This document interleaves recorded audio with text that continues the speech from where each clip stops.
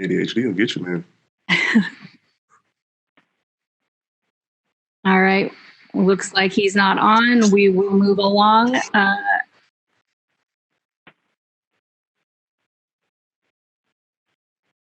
Nolan King from USA Today. I left my hand up by accident. My fault.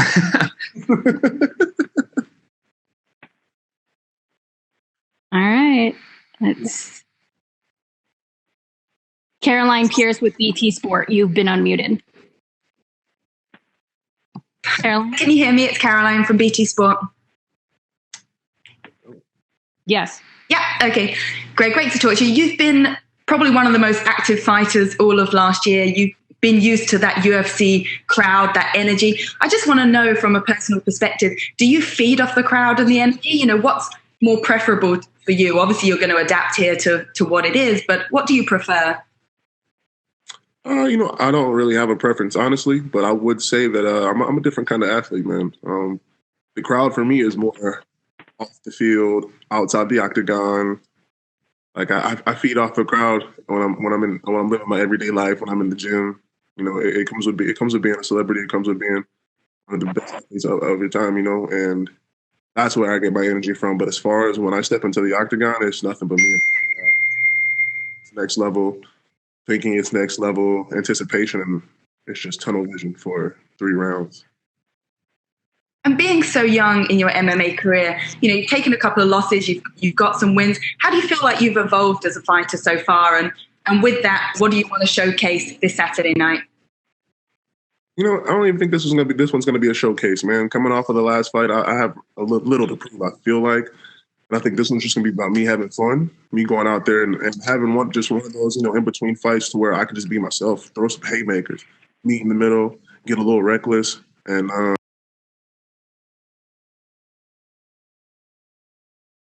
Castro is obviously an undefeated fighter. In some ways, you could see it has more to lose in losing that O. But what challenges does he bring? I assume you've watched tape, you've done your research. Where do you see, you know, he could be a potential threat? He's a threat everywhere. You know, he's got heavy hands. That's in the heavyweight division. That's always the trump card. But I think that undefeated thing is a cute title. You know, we'll put it to the test. We'll see. We'll find out. Thanks, Greg. No problem. In Austin, Texas, you've been unmuted. Jordan, you have the question? Chaos. Can you guys hear me? Yes. All right, Greg. Hey, thanks so much for the time. What's been different about this training camp trying to prepare during a pandemic as opposed to other training camps you've been in previously? Man, this one's been crazy for me, brother. So I think I've dripped, you know, because I have asthma. I can't really fly. I chose not to fly. So I've been driving back and forth, you know, from Dallas back to my gym, I think 2 times, you know, and it was an honor to be on every single one of those cars. But it's just, you know, back and forth, train, then drive, and then ended up, you know, separating from my coaches, getting a whole new coaching staff. So this has been a whirlwind for me, man. And then on top of the COVID, just trying to stay safe, brother. It's been a lot of ups and downs, but, you know, we're here and we're ready. What's been the challenge to get training partners? Have you been able to bring in people that can replicate kind of what Jorgen can do, or how's that been for you? This one's been a tough one, man. 100%. It's been mostly just working with what we have. You know, like I said, I lost a lot. A lot of coaches. I lost a lot of things, and due to this event and due to previous events, it's just you got to work with what you got. You know, we've been pulling guys in, if possible, making sure everybody's not sick, trying to stay safe and doing the best thing for, you know, health-wise myself, while also trying to train. And it's been a little complicated, but I think we got it done. I think we got a good mixture of guys. You mentioned that you wanted to be a part of one of the first events back in sports, but this is your first time fighting on a pay-per-view, and you're actually kicking off the card. What does it mean for you that, hey, the UFC is putting you in a place to kick off the pay-per-view to kind of get that hype going for the event, and that they put so many eyeballs on you there as well? I know you've been on ESPN before, and people have seen you there, but what does this one mean for you? You know, it's dope. I haven't really thought about it, but you know, I'm super excited. It wasn't even a second thought for me, man. And that is one of the reasons why I always say yes. I never really question it a second time because they always put me in a position to shine. They've always put me in a position to excel and be great. And this is just another one, man.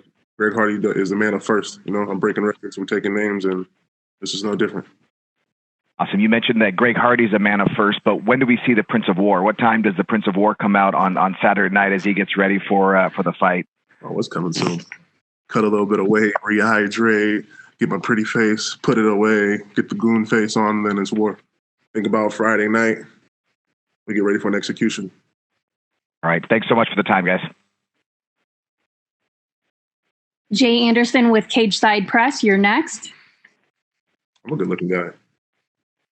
Greg, one quick question to start. You mentioned the change in coaches. Was that specifically because of the pandemic, and is that something that's going to stay moving forward, or are you going to go back to the original coaches? I was with Dean Thomas. He had a little separation with our gym, went to do his own thing, changed the order his own way. So I didn't get to work with him this camp.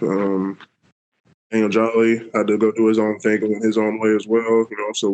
And I've been with him from the beginning. He's a great coach, and that was a little bit different. So that was before the pandemic, and then the pandemic hit, and none of my other coaches could come in. So we lost a lot of guys like that. A lot of couldn't do classes, so I lost a lot of, and that was big in my preparation for all the other fights. Just because, as everyone knows, I'm always learning. I'm a rookie. It's my first year, so second year old. So I'm always trying to get new details, cover bases, and I couldn't do that this camp. So I think it was a little bit of both, man, and it's just been a lot of adjusting on the fly. There's been a bit of criticism in terms of this fight being on the main card, given, like you said, you are a rookie. What's your response to the critics in that case? Hold on, wait. I was criticized? Just the fight in general, the placement. Oh, man, I'm used to it, brother. I mean, it's supposed to be. It's the greatest show on earth, man. If it wasn't criticized, then it means we don't have enough fans out there, dude. And I think that everybody that criticizes is going to tune in. They're going to see Francis. They're going to see all these guys. They're going to see Greg Cerrone. They're going to see Charlie Rosa. They're going to see the entertainment value go through the roof and blow the top off of Jacksonville, man. And then they're going to be excited. They're going to be wondering when the next one's coming. And last question from me. You had spoken about wanting to go out to the Fight Island, fighting week in and week out, trying to get maybe 6 fights in this year somehow. Is part of that going back to your football days? You're used to competing week in and week out? I was made for this. I was built. I was constructed as one of the best athletes in the world to do this, to be consistent, consecutive, to be volatile all the time, and then switch it off for another week. I think that's my best attribute as a UFC fighter, man. And I think that if anybody could do it, it would have to be me. Thank you. Next up is Stephen Morocco. You're next. Greg, can you hear me? Sorry for the redundant question. Hello? Hello? Hello? Hello. Hi, sorry. Greg, have you stayed inside the hotel since you got there? And have you been interacting with any of the other fighters? And what's that been like? Not being self-quarantining in the room, hanging out, checked in. It's been mostly, poking up my nose and pricks on my fingers. So I've just been going by the protocol day by day, trying to stay away from people, man. Like I said, the UFC's been doing a great job with this COVID. Have you seen and interacted with any AEW wrestlers? Come again? Apparently there's some pro wrestlers at the hotel as well. Have you seen any of them? Oh, no, I have not. That'd be dope. I hope so. Teach me some moves or something. Maybe I go to the WWE. Is that something you want to do eventually? That'd be super dope, man. King of War deserves to be in the WWE. Got to get there first, but yeah, that sounds cool. Yeah. I think I would have like a sweet off the ropes move, you remember the Raymond Mysterio or not, the dragon guy that spawned on people's head. I think I'd be that guy. Were you a big pro wrestling fan growing up? Oh yeah. Who was your favorite? Like Sting. Oh really? Yeah. Nice. Do you have, like, when you're doing a camp, getting ready for a fight, do you have any sort of like set of benchmarks, for conditioning and technique that you need to hit And if so, like, what have those been like for this camp? How have they changed, if at all? No, man, this is. I think having benchmarks for a camp is a guy that's here for a check. If he's here for a fight, I'm here for eternity, brother. I'm about to make it rain for decades. So we don't have benchmarks. Every camp needs to be pushed. I don't think past the next fight, but I have to train past the next fight. Gotcha. Do you look at this more like Jeremy was talking about, like the scenario where, if you're in a street fight, you don't get time to prepare. You gotta just go and fight. Do you look at this closer to something like that scenario, or do you look at this like a normal fight? I'm way too pretty to be in a street fight, brother. But I think this is more. It's more like war. You don't get a warning. You get the call, the bell rings, and you show up. And I've been in this situation plenty of times, man. I've been in situations where we play on Sunday, turn around, have to play on Thursday, and then turn around, have to play on Tuesday. And then maybe the quarterback changes, maybe the whole lineup changes, maybe your guy changes. It's on the fly. That's what we train for as a professional athlete. I can't speak for everybody in the UFC or every MMA fighter, but as a professional athlete, being ready is a part of the card, brother. Awesome. Thank you, Greg. Yes, sir.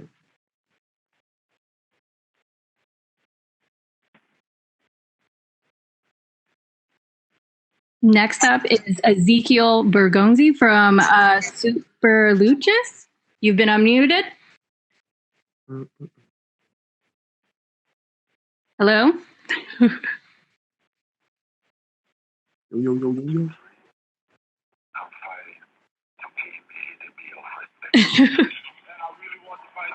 All right, I think that's it, Greg. Thank you for joining us. Thank you guys for having me, man. Have a great day. Have a good day.